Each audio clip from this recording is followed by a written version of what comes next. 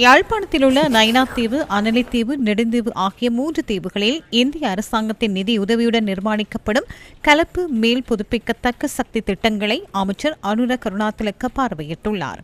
இந்த கலப்பு மீள் புதுப்பிக்கத்தக்க சக்தி திட்டங்களுக்கான மொத்த முதலீடு சுமார் 11 மில்லியன் அமெரிக்க டாலர்கள் ஆகும் என வலுசக்தி அமைச்சு தெரிவித்துள்ளது.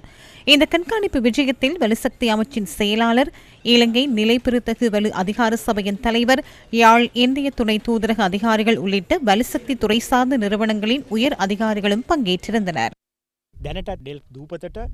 இந்த மின்சார திட்டம் நிறைவு செய்ததன் பின்னர் தீவு மக்களின் வாழ்க்கை தரம் உயர்வடையும் என எதிர்பார்க்கின்றோம்.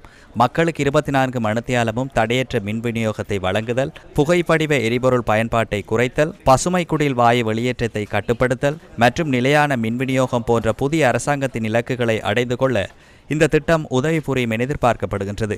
தடையற்ற நிலையான மின் விநியோகம் கிடைப்பதால் குறிப்பாக மீன்பிடி தொழில் உள்ளிட்ட பொருளாதார நடவடிக்கைகள் மேம்படுவதுடன் சுகாதாரம், கல்வி சேவைகள் போன்ற பொது சேவைகளின் தரமும் உயர்வடையும் என்பது மகிழ்ச்சிக்குரிய விடயமாகும்.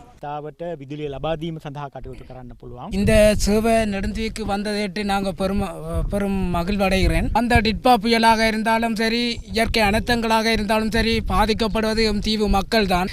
இனி வார எதிர்காலத்தில் சந்ததியினருக்கு இவ்வாறான ஒரு பிரச்சனைகள் வராதபடிக்கு இந்த 4 வகையான மின்சாரத்தை நமக்கு பெற்றுத்தந்த இந்த தேசிய மக்கள் சக்தி அரசாங்கத்திற்கு நன்றிகளை தெரிவித்துக்கொண்டு, அத்தோடு அவர்கள் அந்த அரசாங்கத்தின் ஊடாக இந்திய அரசாங்கத்தின் உதவியுடன் இந்த மின்சக்தி எங்களுக்கு வந்திருக்கிற